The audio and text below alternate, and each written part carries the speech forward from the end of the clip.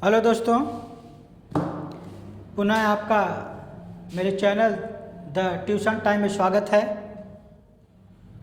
मैं आशा करता हूं कि यह आपको वीडियो पसंद आएगी। अगर आपको ये वीडियो पसंद आए तो प्लीज़ लाइक, शेयर, कमेंट और सब्सक्राइब ज़रूर करिएगा।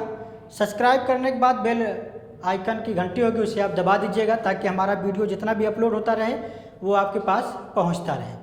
तो आइए वीडियो को शुरू करते हैं। ये क्लास 12 के बच्चों के लिए हैलो एल्केन तथा हैलो एरीन चैप्टर से है, जो प्रयोगशाला में क्लोरोबेंजीन बनाने की विधि है। ये बहुत ज़्यादा इम्पॉर्टेंट होता है,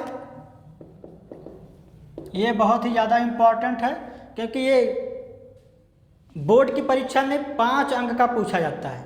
बोर्ड की परीक्षा में 5 अंक का यह पूछा जाता है। तो हम कोशिश करेंगे कि आपको यह बेहतर से बेहतर समझ में आए। अगर आपको यह वीडियो समझ में नहीं आता, यानी जो हम पढ़ा रहे हैं आपको समझ में नहीं आ रहा, तो आप कमेंट में ज़रूर एक बार हमें कमेंट करिएगा। तो आइए वीडियो शुरू करते हैं। अब प्रयोगशाला में क्लोरोबेंजीन कैसे बनता है इस पे हम बात करते हैं, ठीक ना। प्रयोगशाला में क्लोरोबेंजीन कैसे बनता है इस पर हम बात कर लेते हैं।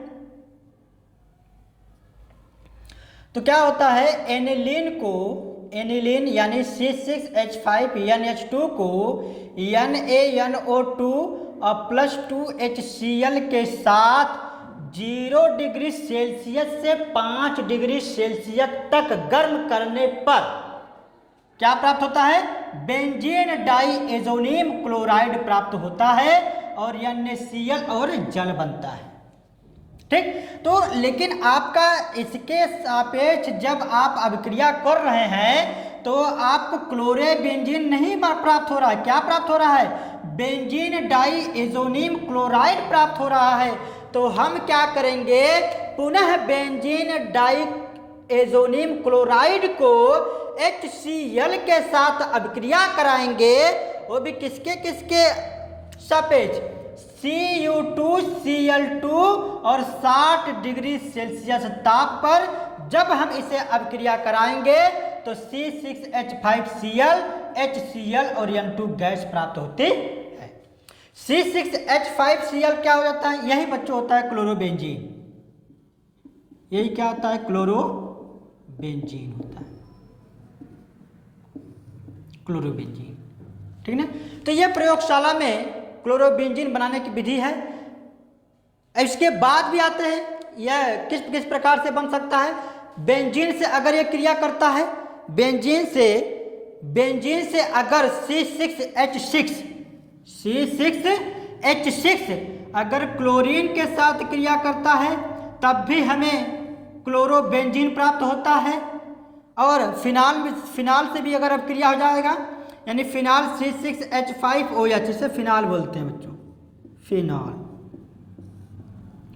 फिनाल जो होता है यानी PCl5 यानी फास्फोरस पेंटाक्लोराइड, PCl5 यानी फास्फोरस पेंटाक्लोराइड जब फिनाल से क्रिया करता है तब भी हमको क्या प्राप्त होता है, क्लोरोबेंजीन प्राप्त होता है, क्लोरोबेंजीन प्राप्त होता है, HCl प्राप्त होता है।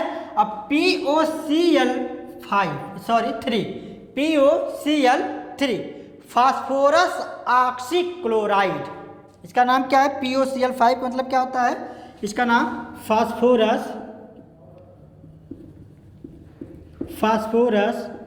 ऑक्सीक्लोराइड, ठीक है बच्चों।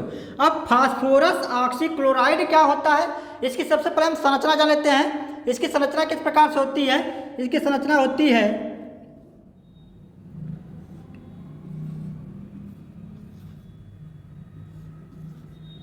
इनके जो बीच होता है, इनके बीच में जो कोण बनता है वो 103 डिग्री सेल्सियस का बनता है, 103 डिग्री सेल्सियस का होता है।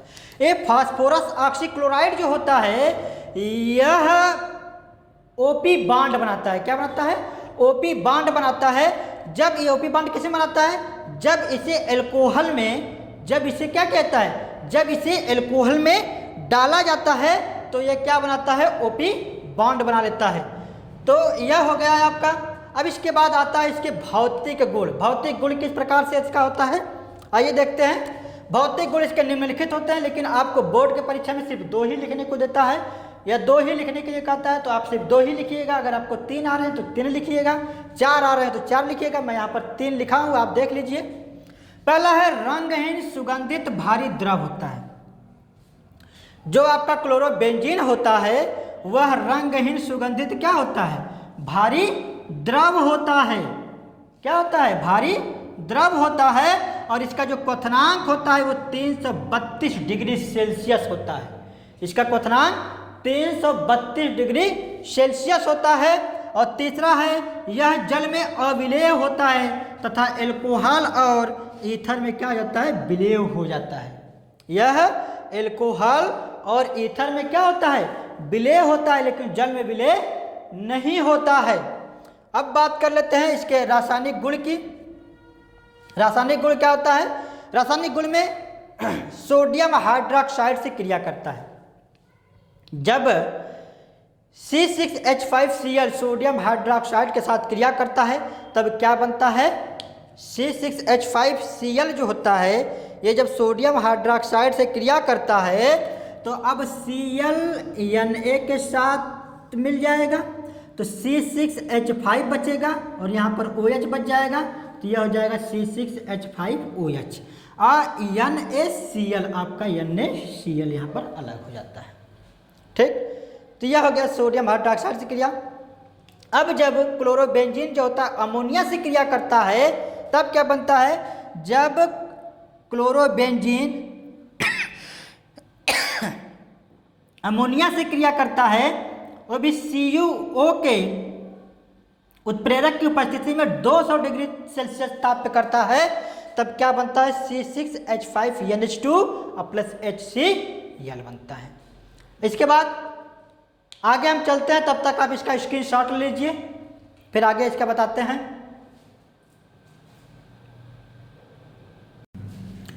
आशा है दोस्तों आप इसे जो है स्क्रीनशॉट ले लिए होंगे। चलिए आगे बढ़ते हैं। आगे करा हैलोजनीकरण।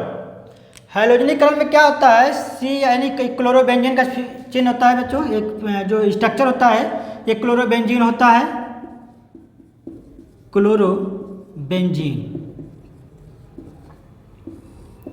क्लोरोबेंजीन Cl2 के साथ जब क्रिया करता है अभी किसकी उपस्थिति में, FeCl3 की उपस्थिति में करता है, तो ये होता है आर्थो। ये जो चिन्ह होता है यह आर्थो का होता है, आर्थो डाई क्लोरोबेंजीन होता है। ये जो चिन्ह होता है यानी जो स्ट्रक्चर होती है यह आर्थो डाई क्लोरोबेंजीन का होता है। और यह जो होता है क्या हो जाता है, पैरा डाई क्लोरोबेंजीन। ठीक, तो क्लोरोबेंजीन Cl2 के साथ क्रिया करके यानी FeCl3 की उपस्थिति में आर्थो डाई क्लोरोबेंजीन और पैरा डाई क्लोरोबेंजीन बनाता है। इसका उपयोग देख लेते हैं। इसका उपयोग कहाँ कहाँ होता है, कीटनाशक पदार्थ DDT के निर्माण में होता है। ठीक है, कीटनाशक पदार्थ DDT के निर्माण में होता है। और दूसरा होता है जो एरोमेटिक यौगिक बनाने में, दूसरा एरोमेटिक यौगिक बनाने में। तीसरा होता है औषधियाँ बनाने में। तीसरा क्या होता है, औषधियाँ बनाने में। आशा है आपको ये वीडियो पसंद आई होगी। अगर ये वीडियो पसंद आई होगी तो दोस्तों के साथ इसको शेयर करिएगा, कमेंट करिएगा, लाइक करिएगा और चैनल को सब्सक्राइब करिएगा। इसके बाद हम दूसरी वीडियो आपको जल्द से जल्द प्रोवाइड करेंगे। और ये जो वीडियो आपको बनाया जा रहा है यह परीक्षा के दृष्टि से बनाया जा रहा है जो बोर्ड की परीक्षाओं में अत्यंत महत्वपूर्ण है। तो चलिए अब नेक्स्ट वीडियो मिलते हैं, तब तक के लिए नमस्कार।